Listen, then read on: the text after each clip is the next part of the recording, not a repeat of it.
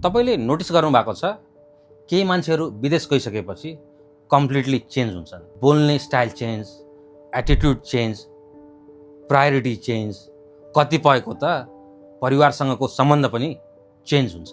तर किन माइग्रेसन भनेको लोकेसन चेन्ज हुने मात्र होइन, आफ्नो पहिचान पनि चेन्ज हुने ठाउँ हो।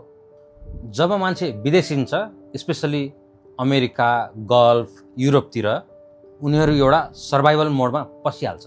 नयाँ देश, नयाँ परिवेश, फाइनेन्सियल प्रेसर, लोनलीनेस अनि कम्पिटिसनको त कुरै नगरौँ। अनि बिस्तारै माइन्डले एडप्ट गर्न थाल्छ।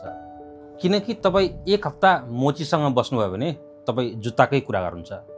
तपाईँ एक महिना सुनारसँग बस्नुभयो भने तपाईँ सुनकै कुरा गर्नुहुन्छ। त्यही कारणले इन्भाइरोमेन्ट स्ट्रङली एफेक्ट्स पर्सनालिटी। गाउँमा जो व्यक्ति नरम स्वभावका थिए ती सहर पसेपछि इमोसनली हार्ड हुन सक्छन्। किनकि विदेशको भागदौडले मान्छेलाई आफ्नो इमोसन दबाउन सिकाउँछ। कतिपय मान्छेहरू फाइनेन्सियली स्ट्रङ भएर जान्छन् तर इमोसनली डिस्कनेक्ट भएर जान्छन्। स्पेसली साउथ एसियन इमिग्रेन्ट्सहरू। धेरैजनाले यी प्रेसरहरू मनभित्रै लुकाएर राख्छन्। फ्यामिलीको एक्सपेक्टेसन, ऋणको प्रेसर, भिजाको प्रेसर, साथीभाइ आफन्तको अगाडि प्रोग्रेस गरेको देखाउने छुट्टै प्रेसर। अनि कुरा गरौँ सोसियल मिडियाको। सोसियल मिडियाले छुट्टै प्रब्लम क्रिएट गरिरहेको हुन्छ।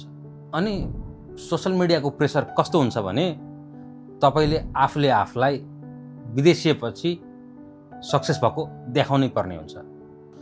तपाईँ आर्थिक रूपले या मानसिक रूपले ठिक नभए पनि म ठिकै छु, राम्रै छु, कमाइरहेको छु भनेर सोसियल मिडियामा देखाउन मनपर्छ। त्यही भएर युए आउने धेरै साथीभाइको प्रोफाइल पिक्चरमा बुर्ज खलिफा देखिन्छ। मेरो पनि कुनै जमानामा थियो। अब इन्ट्रेस्टिङ कुरा गरौँ। धेरै इमिग्रेन्ट्सहरूको दुईटा पर्सनालिटी हुन्छ। एउटा पर्सनालिटी भिडियो कलको लागि सबै कुरा राम्रो छ भनेर देखाउने, र अर्को पर्सनालिटी ड्युटीबाट फर्केर राति बेडमा पल्टिएपछि देखिन्छ। स्ट्रेस, एन्जाइटी, एक्लोपन, परिवारसँगको दूरी, हरेक महिना पठाउनै पर्ने निश्चिन्त पैसा, र यो सबै कुरा सोसियल मिडियामा देखिँदैन। कतिपय मान्छेहरू यही स्ट्रगलबाट डाउन टु अर्थ भएर जान्छन्।